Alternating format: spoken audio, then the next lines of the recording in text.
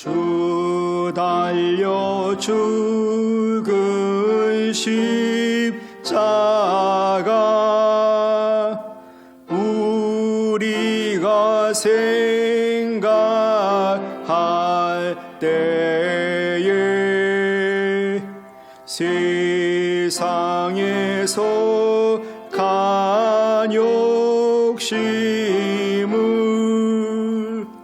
헛된 줄 알고 버리니 죽으신 구주 밖에는 자랑을 말게 하소서. 보혈의 공로 힘입어 교만한 마음을 버리네. 못 박힌 구주 구원이 큰 자비 나타내셨네.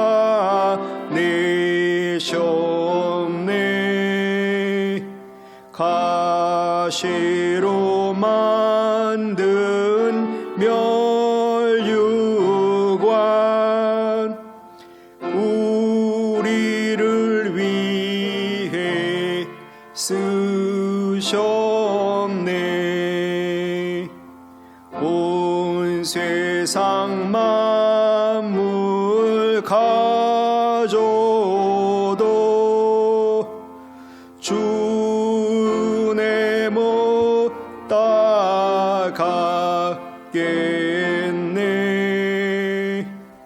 놀라운 사랑 받은 나 몸으로 제물 삼겠네. 아멘.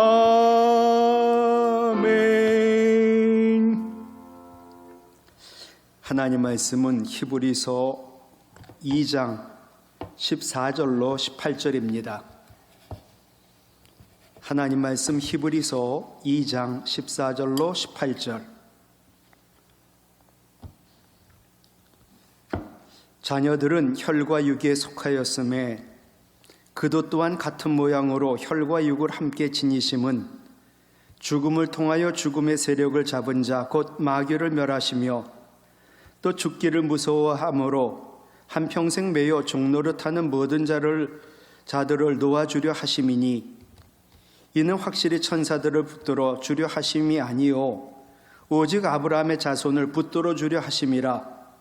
그러므로 그가 범사의 형제들과 같이 되심이 마땅하도다. 이는 하나님의 일에 자비하고 신실한 대제사장이 되어 백성의 죄를 속량하려 하심이라. 그가 시험을 받아 고난을 당하셨은즉 시험 받는 자들을 능히 도우실 수 있느니라. 아멘. 사랑하는 성도 여러분, 또 3일 동안도 잘 지내셨습니까? 바이러스로 어렵고 힘든 상황에 있지만 분명히 하나님이 살아계시고 하나님이 뜻하신 바가 있기에 하나님이 하시는 일을 나타내시고 반드시 바이러스는 물러가고 함께 모여 예배를 드리게 될 줄로 믿습니다. 어느 선교사님이요, 아프리카로 선교를 가기 위하여 배를 기다리고 있었습니다. 근데 그곳에 노예 시장이 열렸습니다. 흑인 엄마와 아들이 경매에 붙여졌는데 엄마만 사겠다는 사람이 나서가지고 엄마만 팔리고 어린 아들과 엄마는 헤어지게 되었습니다. 그러자 이 흑인 엄마는 주인에게 두 사람 몫의 일을 하겠으니까 이 어린 아들 함께 같이 사달라고 애걸을 합니다. 새 주인을 부둥켜 안고 울면서 매달리지만 새 주인은 엄마와 아들을 채찍으로 때립니다. 그래도 놓지 않고 붙들자 주인은 칼로 흑인 아들을 찔르려고 합니다. 이때 선교사님이 손으로 칼을 막아 손에 상처가 나고 아이의 생명은 구합니다. 그리고 선교사님은 후한 값에 엄마와 아들을 함께 사가지고 모자에게 자유를 주어 놓아 주었습니다. 그러자 흑인 엄마가 선교사님에게 말합니다. 주인님, 내가 또 다시 잡혀 노예가 될지 모릅니다.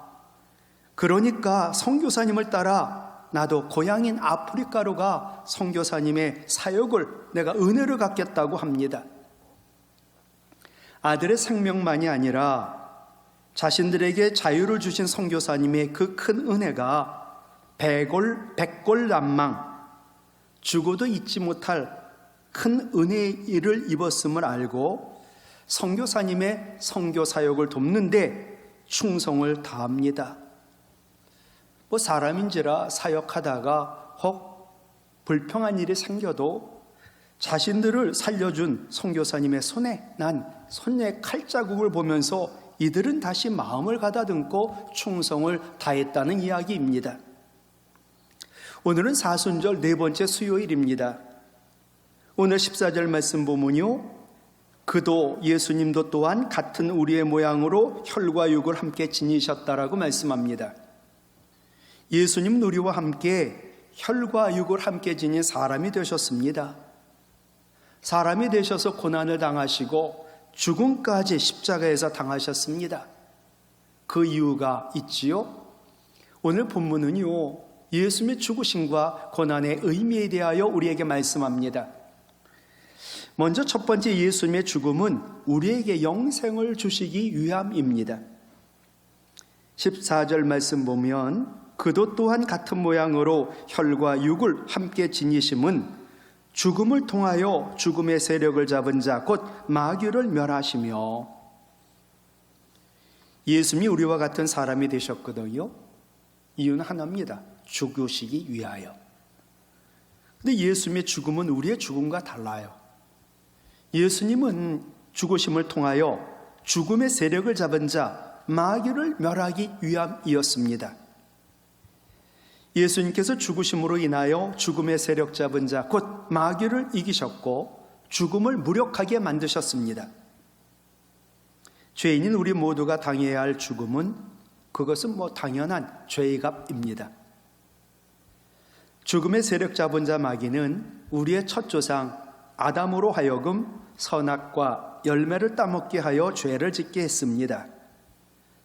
그래야 죄가 이 세상에 들어오게 되었고 그로 말미암아 우리 모든 후손들에게 사망 선고가 내려지게 되었습니다. 성경은 로마서 5장 12절에서 이렇게 말씀하지요. 한 사람으로 말미암아 아담이지요. 죄가 세상에 들어오고 죄로 말미암아 사망이 들어왔나니 이와 같이 모든 사람이 죄를 지었으므로 사망이 모든 사람에게 이르렀느니라 라고 말이지요. 그래서 사도 요한은요, 요한복음 8장 44절에서 그는 마귀를 말합니다. 마귀는 처음부터 살인한 자라고 일컫습니다. 근데 놀라운 것은 예수님의 죽으심이 우리 죄의 결과로서 우리에게 내려진 사망 선고를 대신한 죽음이었다라는 사실입니다. 예수님이 친히 우리 죄를 대신할 희생 제물이 되셨기 때문에 아무 죄가 없으신 무흠한 희생 제물이신 예수님의 죽음으로 우리가 치러야 할 죄의 대가가 영원히 사라지게 되었다라는 사실입니다. 그 결과 마귀는 더 이상 우리를 붙잡을 게 없습니다. 그들이 우리를 겁주는 것은 죽음이거든요. 그 결과 마귀는 더 이상 우리에게 죽음의 세력, 사망의 세력을 휘두를 수 없게 되었고 마귀의 힘은 사라지게 되었습니다. 이로써 성도에게는 더 이상 죽음의 세력이 미칠 수 없게 되었고 믿는 자 우리에게는 영생이 선물로 주어지게 된 것입니다. 그래서 바울은 선언했죠. 우리가 잘 아는 로마서 6장 23절 같이 읽을까요? 죄의 삭은 사망이요 하나님의 은사는 그리스도 예수 우리 주 안에 있는 영생이니라. 아멘. 그렇습니다. 예수님께서는 죽으심으로 우리에게 영원한 생명을 낳아주신 것이지요. 곧 예수님의 죽음이 열쇠가 되어 사망의 문을 닫고 생명의 문을 열어주신 것입니다. 예수님의 죽음이 영생을 낳았다. 이것은 진리의 말씀인데 이 진리의 말씀을 믿을 때 죽음은 더 이상 두려움의 대상이 안 됩니다. 여러분, 불신자들이 어떤 사람입니까? 오늘 15절 말씀 보면요, 죽기를 무서워함으로 한평생 이 죽음에 매여 종로를 타는 모든 자들이 불신자들이요. 근데 그들을 놓아주려고, 죄인들을 놓아주려고 예수님 죽으셨다는 거예요. 죄인인 우리, 믿지 않는 사람들 죽기를 무서워합니다. 그래서 한평생 이 죽음, 사망에 매여 종로를 탑니다. 그 죽음이 무섭고 그래서 죽음의 노예가 되는 게 이게 바로 마귀가 죄 지은 사람들을 그들의 손아귀에서 갖고 노는 방법이지요. 죄인인 인간은요, 죽음의 파괴성과 의외성과 사후세계의 미지성 때문에 죽음을 두려워합니다. 톨스토이는 사후세계의 미지성에 대하여 죽고 나서 어떻게 되는가를 알 수 있다면 우리들은 단 한 사람이라도 죽음을 두려워하지 않을 것이다 라는 말을 했습니다. 사람이 죽음을 받아들이는데 똑같다고 그래요. 5단계가 있다고 합니다. 첫 번째 단계는요, 의사가 당신 이제 죽는다고, 내게 일어날 수 없는 일이다라고 죽음을 이야기할 때 부정하는 게 첫 번째 단계랍니다. 두 번째 단계는요, 하필 왜 이런 일이 내게 일어났냐고 분노하는 단계랍니다. 세 번째 단계는요, 하나님 살려주시면 이제 제 목숨 다하여 충성 다하겠다고 하나님과 타협하는, 협상하는 단계라고 합니다. 네 번째 단계는요, 더 이상 부정할 수 없어요. 그걸 알고 우울함에 빠지는 단계라는 거예요. 마지막 5번째 단계는요, 이제는 죽음을 기다리고 체념하는 용납의 단계라고 하는 거예요. 이처럼 모든 사람은요, 죽음을 받아들이되 아주 고통스럽게 받아들이고 있습니다. 그래서 인간은 동서고금을 막론하고 죽음의 두려움에서 벗어나려고 온갖 노력을 아끼지 않았습니다. 이집트의 피라밋이 왜 생겼습니까? 진시 황제가 왜 불로초를 찾기 위하여 온갖 노력을 기울였습니까? 또 우리도 마찬가지예요. 왜 관광이라면 무엇이든 합니까? 이유는 하나입니다. 죽음을 두려워하기 때문이지요. 참으로 의술이 발달이 되고 또 건강에 대하여 세심히 돌보고 있다고 해도 히브리서 9장 27절 진리지요. 한 번 죽는 것은 사람에게 정한 것이요, 그 후에는 심판이 있다라고 말씀하셨는데 진리입니다. 전도서 7장 2절, 초상집에 가는 곳이 잔치집에 가는 것보다 나으니 모든 사람의 끝이 이와 같이 됨이라 말씀하셨지요. 따라서 사람이 죽지 않으려고 바등바등 노력하는 모든 것은 허사일 뿐이지요. 그러면 죽음과 죽음 이후의 세계에 대한 해결책이 전혀 없는 것인가? 그렇지 않습니다. 이 문제에 대한 가장 현명하고 확실한 방법이 있는데 그것은 바로 예수님을 나의 구주, 나의 그리스도로 알고 믿는 것입니다. 세상에 수많은 지식이 있고요, 세상의 모든 지식은 나름대로 유용합니다. 하지만 세상의 모든 지식은 영생을 주지 못합니다. 유명한 정건모 장로님, 이분은 세계적인 핵물리학자고요, 과학기술처 장관을 2번이나 역임하고요, 세계 원자력기구 의장까지 한 분이에요. 얼마나 공부를 잘하고 천재였냐 하면 우리나라 최고의 학교인 경기고등학교에 입학했는데 4개월 다니고 자퇴를 합니다. 검정고시를 치르고 최연소 서울대 물리학과 입학합니다.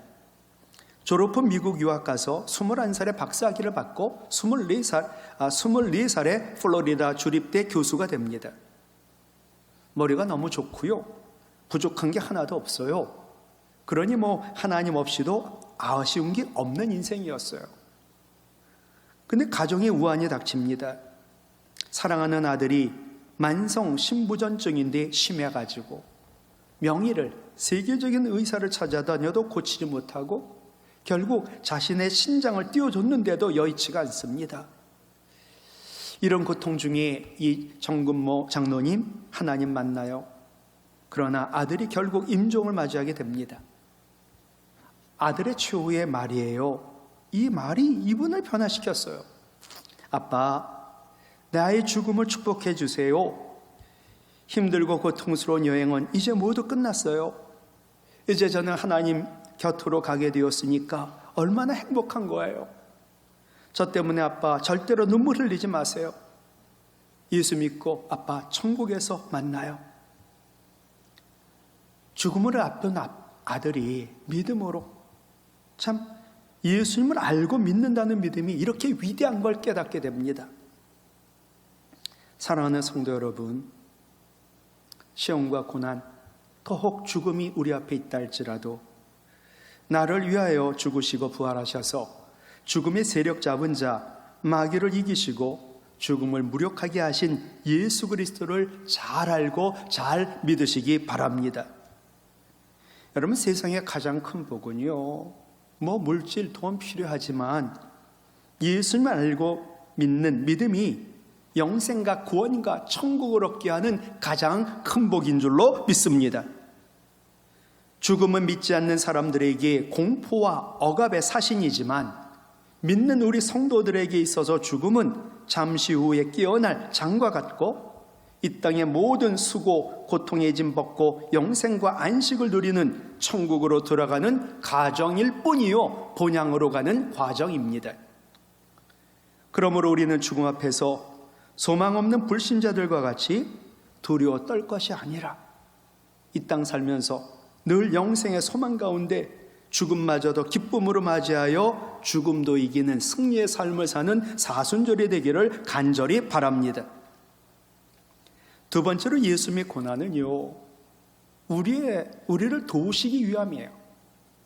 예수님의 죽으심은 마귀를 멸하고 영생과 구원을 주시기 위함이고, 예수님의 고난은 시험받고 고난당하는 우리를 도우시기 위함이란 말이죠. 18절 말씀 볼까요? 그가 예수님이 시험을 받아 고난을 당하셨은즉, 예수님이 사람이 되셨고요, 그래서 우리처럼 시험과 고난을 친히 당하셨어요. 그래서 우리 시험과 고난이 얼마나 힘들고 어렵고 괴로운지 너무나 잘 알고 계신 분이 우리의 하나님인 예수님이세요. 여러분, 사복음서에 보면요, 예수님의 시험과 고난이 모든 게 다 나와 있어요. 먼저 40일 금식하시면서 40일 육신의 배고픔에 고통을 당해보셨어요. 바리새인과 서기관들, 율법자 학자들의 시험을 받으셨어요. 하찮은 것들. 그것만이에요? 제자들로부터도 시험을 받으셨어요. 또한 예수님에게 있어서 가장 큰 고통은요, 하나님 아버지로부터 온 시험이었지요. 십자가 죽음 앞에서 예수님의 고통은 마태복음 26장 38절, 예수님이 고백할 정도로 이렇게 고통이었어요. 마음이 매우 고민하여 죽게 되었다고. 십자가 죽음 앞에서 예수님은요, 마음이 엄청나게 고민이 되었다, 고통스러웠다는 거거든요. 또한 예수님은 제자들로부터, 사랑하는 제자들로부터 배신당하는 고통까지 당하셨습니다. 이렇게 볼 때 이 땅에서의 예수님의 삶은 삶 그 자체가 시험과 고난의 연속이라고 해도 과언이 아니었습니다. 예수님은 자신의 삶을요, 누가복음 22장 38절에 나의 모든 시험이라고 말씀하셨어요. 예수님은 자신의 삶을 모든 시험이라고 말씀하셨단 말이죠. 이렇게 삶 자체가 시험과 고난이셨던 예수님이시기에 시험받고 고난당하는 우리를 능히 도우실 수 있는 줄로 믿습니다. 예수님은 우리의 시험과 고난, 우리의 연약함을 몸소 체휼하셨어요. 사람이 누가 아프다라고 하면 그냥 머리로 알고 멀리서 구경하면서 아는 것, 그것은 아는 게 아니지요. 우리 예수님은요, 우리가 당하는 시험과 고난을 머리로만 아시는 분이 아니세요. 아파하는 걸 멀리 구경하면서 아는 분도 아니에요. 오히려 예수님은 하나님의 아들로서의 모든 특권을 내려놓으시고 우리와 똑같은 사람이 되어 인간이 겪어야 할 고통스럽고 위험한 시험과 고난과 죽음까지 당하셨습니다. 예수님 가난한 목수의 가정에서 태어나고 자라셨지요. 그러니까 가난한 사람들의 그 아픔과 고통과 고난을 아세요. 그것뿐만이 아니라 예수님 교육받지 못했어요. 배우지 못한 사람들의 아픔을 아시지요. 40일간의 금식과 머리둘 곳도 없는 삶을 삶으로 가난한 자, 굶주린 것, 고통이 얼마나 큰지를 다 알고 계시지요. 그것뿐만이 아니라 가족과 제자들과 동족의 배척과 배반을 통하여 사람의 배신의 시험과 고난이 얼마나 큰지도 생생하게 몸소 체험하여 아시지요. 그것만입니까? 죄가 없으세요.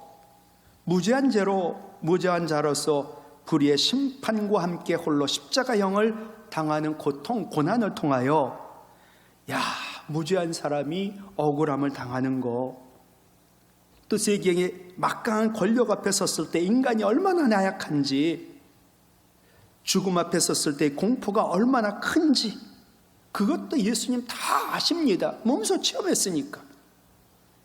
심지어 하나님으로부터 버림받음을 통하여 인간이 얼마나 외로움과 두려움에 사로잡힐 수 있는지, 그것까지 최악의 외로움과 두려움까지 당해보셨습니다.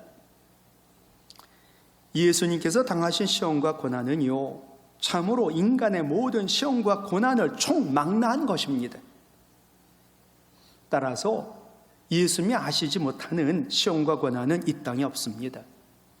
그러므로 우리가 시험과 고난을 당할 때 예수님께서 나의 시험과 고난과 고통을 모르실 것이라고 생각하는 어리석은 생각 버리시기 바랍니다. 아니, 오히려 우리가 당하는 시험과 고난은 예수님이 당하셨던 시험과 고난에 비한다면 아무것도 아닙니다. 그러므로 나의 시험과 고난을 사람들에게 호소하며 위로와 이해를 받으려고 하기보다는 인간의 모든 시험과 고난을 겪으셨던 예수님께 도움을 청함으로 세상 누구도 줄 수 없는 도움을 받으시기를 간절히 바랍니다. 히브리서 2장 18절을 꼭 외웠으면 해요. 18절 말씀 같이 읽을까요? 그가 시험을 받아 고난을 당하셨은즉 시험 받는 자들을 능히 도우실 수 있느니라. 예수님께서는 우리의 시험과 고난을 모두 경험하셨고 시험과 고난, 죽음까지 이기고 승리하셨어요. 그러므로 예수님은 우리의 모든 병과 모든 약함을 치유하시고 우리를 도우실 수 있는 유일한 우리의 하나님이신 줄로 믿습니다. 지금도 나보다 나를 사랑하시고 나와 함께 하세요. 또 우리를 도우실 수 있는 전능하신 그 예수님은 시험 앞에서 힘들고 괴로워하는 우리의 괴로움과 아픔을 몸소 아시고 동정하시며 우리를 위해 싸워주시고 우리의 기도에 응답하시며 도와주시는 줄 믿으시기 바랍니다. 시험과 고난을 당할 때 절망하지 마세요. 나의 시험과 고난, 연약함 아시고 나를 도우시는 주님 앞에 나와가지고 주님의 도움을 청하시기 바랍니다.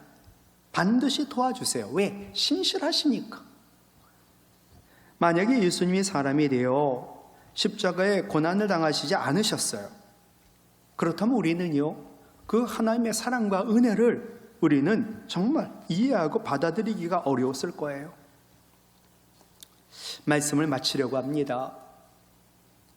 여러분 시험과 고난 가운데 계신가요? 예. 우리가 시험과 고난을 당하면요, 정말 하나님이 살아계시냐고, 정말 하나님이 나를 사랑하냐고, 그것에 대하여 의심하게 돼요. 그럴 때 성경은 해답이 늘 말씀드리는 것처럼 로마서 5장 8절이에요. 로마서 5장 8절 같이 읽을까요? 우리가 아직 죄인 되었을 때에 그리스도께서 우리를 위하여 죽으심으로 하나님께서 우리에 대한 자기의 사랑을 확증하셨느니라. 문장이 세 가지예요. 우리가 아직 죄인 되었을 때. 두 번째 문장, 그리스도가 우리를 위하여 죽으셨어요, 십자가에서. 세 번째, 하나님은 죄인인 우리에 대하여 하나님의 사랑을 확증하셨어요. 이거는 어제나 오늘이나 영원히 변하지 않아요. 내가 지금 시험과 고난을 당하고 있다고요. 하나님 날 사랑하는 거 맞아? 맞아요. 그 증거가 십자가라는 거거든요. 하나님이 독생자 예수 그리스도를 고난당하게 하고 십자가에 죽게 하심으로 우리에 대한 하나님의 사랑을 이미 확증한 줄로 믿으시기 바랍니다. 그러니까 지금의 시험과 고난은 하나님 사랑 안에 있어요. 지금의 시험과 고난은 하나님 능력 안에 있어요. 지금 시험과 고난은 하나님의 선하신 뜻과 지혜 안에 있어요. 여러분, 나를 도우실 분은 세 가지 조건이 있어야 돼요. 첫 번째, 그분은 전능하셔야 돼요. 모든 것 다 하실 수 있어야 돼요. 그런 분에게 도움을 청해야 돼요. 두 번째, 그분은 나를 사랑하셔야 돼요. 나를 무조건 도와주실 정도로 나를 사랑하세요. 세 번째로, 그분은 나의 시험과 고난을 몸소 체험하셨어야 돼요. 그분이 바로 나를 도우실 수 있는 바로 그분은 나의 주, 나의 하나님이신 예수 그리스도이십니다. 예수님의 죽음은 우리에게 영생을 주시기 위함이요, 예수님의 고난은 우리를 능히 도우시기 위함이요, 예수님은 우리의 죽음의 문제뿐만 아니라 영생의 문제뿐만 아니라 삶의 문제까지 해결해 주시는 분이다 라는 것이 히브리서의 핵심 주제예요. 우리를 죽음에서 이겨 영생과 구원을 준다, 그것만이 아니라 이 땅에서 사는 동안 우리의 삶의 문제를 해결해 주시고 도와주신다, 그것이 히브리서의 핵심 주제란 말입니다. 사랑하는 성도 여러분, 우리에게 영생을 주시려고 죽으시고 우리를 능히 도와주시기 위하여 고난까지 당하신, 나보다 나를 사랑하시는 전능하신 예수님의 도우심으로 코로나 바이러스도 시험도 고난도 넉넉히 이기고 승리하는 사순절이 되기를 주님의 이름으로 축복합니다. 나보다 나를 사랑하신 하나님 아버지, 죄인인 우리를 사랑하사 독생자 예수 그리스도를 죄인인 인간의 몸을 입고 이 땅에 오게 하사 우리의 모든 죄를 다 대신 지시고 고난당하시고 십자가에 죽게 하심으로 우리에게 영생을 주시고 우리를 도와주심을 감사합니다. 우리는 죽음을 이깁니다. 영생이 이미 시작이 되었고 천국이 우리의 것입니다. 그것뿐만 아니라 예수님과 더불어 하나님 나라 상속자입니다. 죽음이 언젠가 우리 앞에 다가올 때 죽음을 이기고 영생이 시작되어 천국에 이르는 우리 모든 성도들 되도록 믿음을 더하여 주시고 시험과 고난 가운데 우리를 능히 도우실 수 있는 예수님을 바라보며 예수 그리스도의 이름으로 저희들이 시험과 고난 가운데 넉넉히 이겨 하나님께 영광 돌리는 놀라운 은혜와 역사를 경험하게 하여 주시옵소서. 코로나 바이러스로 우리가 함께 모여 예배드리지 못하고 마음이 아픕니다. 함께 모여 주일 예배드리는 것이 얼마나 큰 행복이요 감사한 일인지 다시 한번 깨닫게 하시고, 내가 있는 그곳이 하나님이 함께 하시기에 하나님 나라임을 깨닫고 오늘도 하나님 말씀 붙들고 예배하는 우리의 처소에 하나님 나라, 또 우리 모든 성도들 마음 가운데 하나님 나라 임하여 하나님 다스려 주시고 책임져 주시고 기도에 응답하여 주시고 역사하여 주시고 도와 주시옵소서. 이제는 우리 주 예수 그리스도의 은혜와 하나님 아버지의 사랑과 성령님의 교통하심이 우리에게 영생 주시려고 십자가에서 죽으시고 우리를 능히 도와주시기 위하여 고난당하신 전능하신 예수님의 도우심으로 코로나 바이러스도 시험도 고난도 넉넉히 이기는 사순절이 되어 부활의 기쁨을 맛보겠다 다짐하며 예배한 우리의 모든 성도들과 우리의 처소, 우리 가정, 주님의 몸된 우리 교회와 한국교회, 그리고 이 나라 이 민족, 북한 동포들 가운데 이제로부터 영원토록 함께하옵시기를 간절히 축원하옵나이다. 아멘.